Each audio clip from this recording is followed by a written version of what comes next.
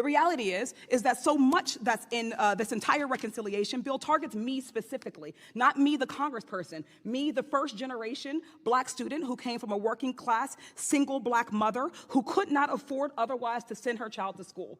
She had a child who had aspirations, not to be a congressperson at the time, but aspirations to get a higher education, to be able to break cycles of inequality that we had been thrust into in communities just like mine. But for Pell Grants, but for the ability to take on loans, and I will be the first to admit, I would not have liked to have taken on loans.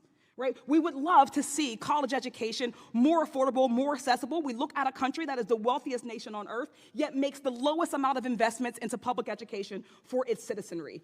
Other nations on earth have been able to figure this out, where we have not just free college education, free education from pre-K to college and other first world, as we call them, developed nations. We also have healthcare. What we're seeing here in this bill and in so many others of our practices are a lack of any sort of investment into working class people, which means a lack of investment into the future of Americans.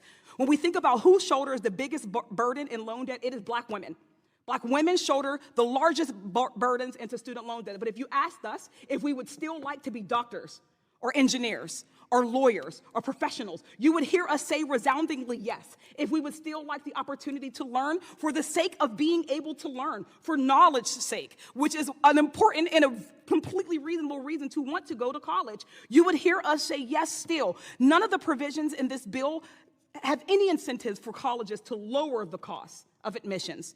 What we are doing instead is incentivizing colleges to take fewer low-income students. With these provisions in place throughout this bill, I would not be here. I would not be a congressperson. I would not have been a state rep before that. I would not be a black woman from a first-generation college student from a low-income community in the Mon Valley who went to law school or who went to Penn State and graduated. None of that would have been a reality to me.